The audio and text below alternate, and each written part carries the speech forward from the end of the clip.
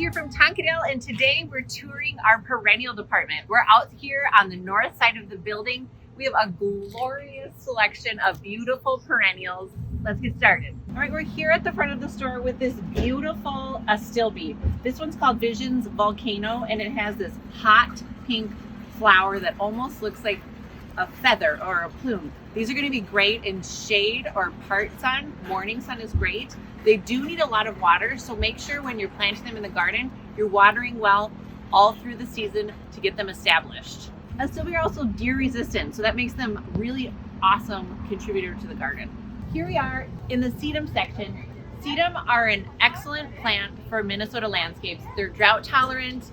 They tolerate road salt and boulevard gardens. They are a bit deer resistant, and their flowers are pollinator magnets. You can get them in upright forms, ground cover forms, or small clumpy forms. Clematis are a really awesome garden standard. They vine and climb up, and they love to have sun on their faces and cool feet. So plant them in a part sun location where they get lots of warm sunshine up on the top and cool shady roots. This is Clematis Paniculata. It's a sweet autumn clematis. It blooms late in the summer and well into fall. This thing grows for miles, and it flowers and blooms until the first frost. It is a pollinator magnet, and it smells oh so sweet. Check out the purple pot section. This is a really affordable way to get started if you have a large area to cover. Something like this catmint, Nepeta Walker's Low, will triple in size by next year. This is Asclepios Tuberosa, or butterfly weed. Monarch butterflies love this plant, and they will lay their eggs so the larvae can feed on the milkweed. Just saying, but if you're going to a Memorial Day picnic, pick up a 3-pack.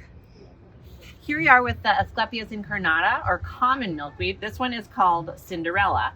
This one does great with a little bit less sun, and it spreads for miles. Number one way to invite monarchs into your garden. We just found these Japanese water irises, and I'm loving the variegated foliage. These are really great near ponds or in water gardens because they can tolerate that soggy wet soil. Also, they clump and spread really nicely.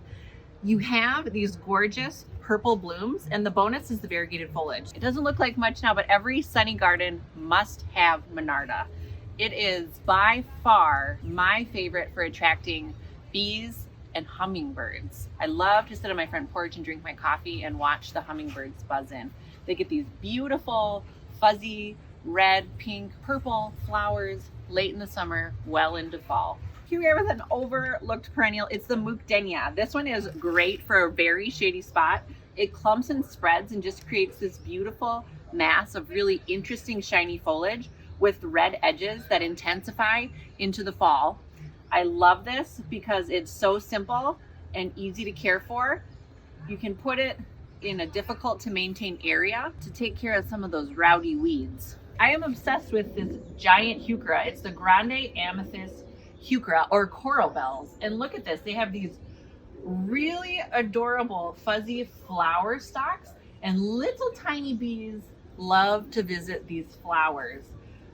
In my experience, the dark leafed heuchera or purple leaf heuchera are the most hardy in our area. If you're using some of the lime greens and orange heucheras, they're a bit more marginally hardy, so give them extra protection by mulching in the fall so that they are insulated for winter. Look at this Elijah blue fescue. It's just these little tufted mounds of cuteness. I love using blue in the garden. It just really shows off against the green. It's very soothing. I plant this on the border of my perennial beds, spaced out, and it just keeps clumping. I know, hostas, everybody has them, but you gotta take a minute to just take a look at the different varieties. This is one I just planted in my shade garden. It's called Water Slide. It's a smaller hosta. It probably gets about this size, like 14 inches diameter all the way around. But look at how cute the curly twisty leaves are. And again, this blue color in the garden is just so soothing, and it really is a nice offset from all the green. This is another favorite for the shade garden. It's the Pulmonium, or Jacob's Ladder. There are 2 varieties. This one's called Touch of Class, and this one's the Stairway to Heaven. This one's really pretty because it does have a little bit of pink included in the variegation, and they have these delicate, beautiful flowers in early spring. Pollinators love them, and they mix really well with ferns and hostas in a shady spot. All right, last but not least, the very common but ultra interesting daylily. Look at this. Don't just go with the Stella d'Ors. You got to check out this blazing sky. Look at her. She is gorgeous. I might have to take this home. This one's coming with me. Oh my gosh. But what about this one? Storm sky? Oh my gosh. Yep, I'm getting that one. Well, I got to get home and dig some holes. Thanks for watching, and we'll see you at Tonkadale.